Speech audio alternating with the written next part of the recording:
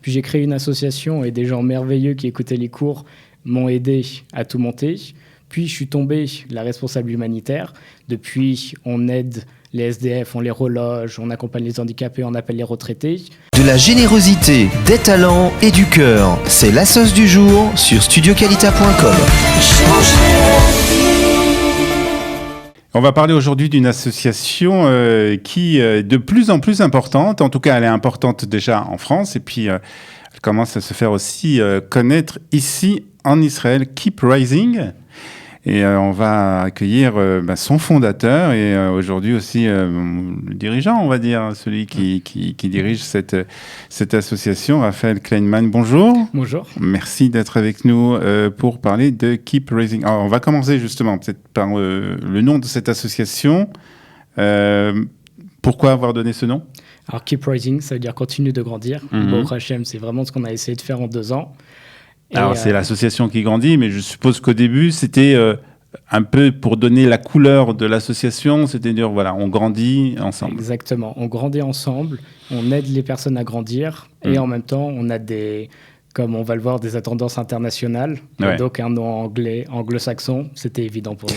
Alors, en 2 ans et demi que cette association existe, et en fait, c'est un peu, on va dire, les bons côtés, parce qu'il y a aussi des bons côtés de ce confinement qu'on a tous vécu, où il y a eu des choses un peu moins sympathiques, mais il y a eu aussi des initiatives pendant ce confinement, et ça fait partie justement de ces initiatives qui ont été prises justement parce que on n'avait pas le choix d'autre que de rester à la maison, et qu'il fallait faire quand même des choses pendant tout ce temps où on était confinés à la maison. C'est ce qui s'est passé plus ou moins ? C'est exactement ça. Les gens ne savaient pas quoi faire. Ils avaient soif de Torah. Alors, on m'a demandé si on pouvait faire 1 ou 2 petits cours sur Zoom. On s'est mis à faire ça tous les jours. Et au Hachem, en quelques mois, ça a beaucoup pris. Alors, on va se tutoyer, parce on s'est tutoyé hors antenne. On va continuer à se tutoyer.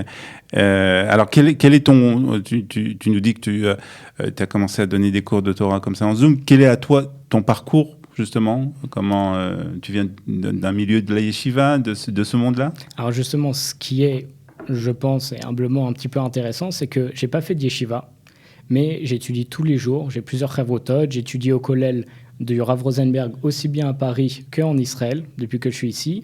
Et ce qui fait qu'avec le parcours universitaire et aussi le bac S que j'ai eu, j'ai une vision aussi bien de Chol que de Kodesh, et ce qui fait que ça peut plaire à n'importe quel étudiant, qu'il soit religieux ou pas religieux. C'est-à-dire que tu parles un peu le même langage. Exactement. Que ces étudiants. Et je peux leur expliquer par des choses qu'ils connaissent, par de la physique, des maths, de la médecine, par exemple, pour qu'ils comprennent mieux la Torah et ce qu'on attend. Alors, ça a commencé par des cours de Torah, et puis très vite, ça a pris un peu de l'ampleur, et puis on va dire qu'il y a eu d'autres activités qui ont été faites. Alors, c'est la question qui est intéressante de savoir, est-ce que ce sont des activités qui ont été parce que tu les as décidées en tant que dirigeant d'association, ou parce que c'est venu justement des gens avec qui tu étais en contact, avec qui ces gens avec qui tu donnais des cours de Torah ? Alors c'est ça qui est absolument extraordinaire, c'est que vraiment, de là, on voit que chaque personne est un potentiel.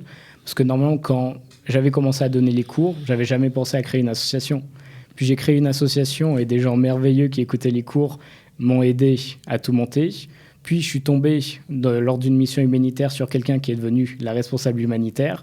Depuis, on aide les SDF, on les reloge, on accompagne les handicapés, on appelle les retraités. Et au fur et à mesure, on a eu encore d'autres personnes qui sont venues. Quelqu'un avait un projet de monter une association de Teshuvah pour accompagner les personnes.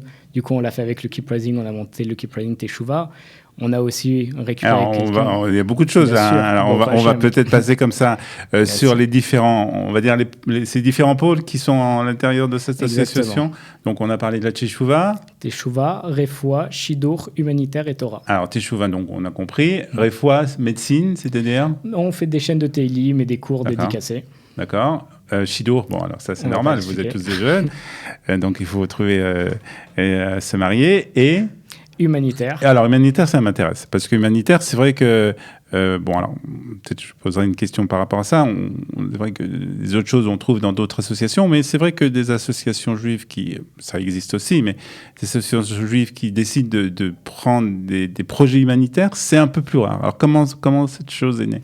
Alors, à vrai dire, lorsqu'on a voulu monter le pôle humanitaire, on s'est dit qu'on essayerait, Bezrat Hashem, de répondre à un maximum de besoins de la communauté.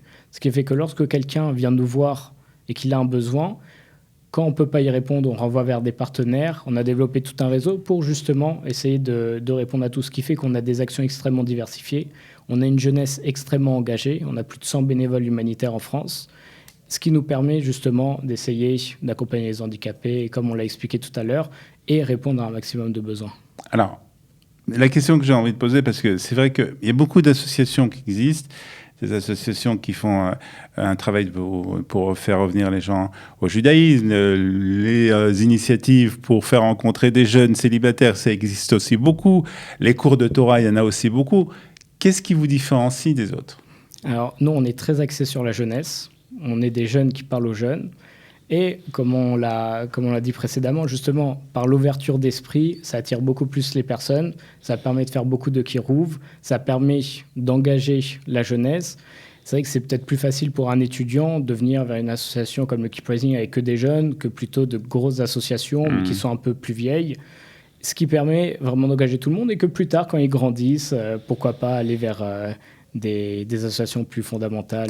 Quel est le profil un peu de ces jeunes ? Tu nous parles de jeunes qui viennent et qui participent ou qui sont aussi actifs, puisqu'on voit qu'il y a aussi une part d'actifs très important de la part des adhérents. Quel est le profil un peu de ces jeunes ? Alors, le profil, en général, ce sont des étudiants, plus ou moins religieux. D'accord. Et qui veulent avoir une identité juive, qui veulent être plus avec des juifs pour faire un contraste avec les personnes avec qui ils sont à la fac. Et voilà, c'est plus ou moins le profil. Alors ça, c'est ce qui se passe en France. Paris, région parisienne, essentiellement. Exactement. Pour le moment, d'accord. Nous, ça nous intéresse ce qui se passe en Israël, puisqu'on est à Kalita, bien entendu. Et donc, on va parler aussi de ce qui se passe en Israël, puisque, alors, tu l'as expliqué, enfin, je ne sais pas si on l'a dit, mais tu es étudiant en droit. Exactement. À la Sorbonne, et tu as eu la possibilité de faire, si je comprends bien, une sorte de stage, quelque chose comme ça. C'est un échange étudiant. D'accord. Donc, tu as choisi, bien entendu, Israël, Jérusalem, l'université hébraïque. Exactement. Voilà.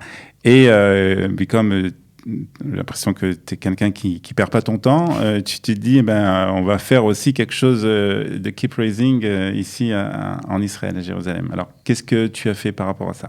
Alors, dès que je suis arrivé, j'ai commencé à repérer les personnes, etc. Et Baruch Hashem, en quelques mois, on a déjà monté une équipe. On a vu les problèmes, ou bien les besoins plutôt plus spécifiques à Israël qui différencient de ceux en France, comme l'aide aux Olim, aux nouveaux arrivants en Israël, qui ont besoin, parfois qui ont du mal à parler hébreu, ou bien qui ne s'en sortent pas administrativement, etc. Du coup, on a monté toute une équipe Baruch Hashem. Il y a déjà une dizaine de membres dans le bureau.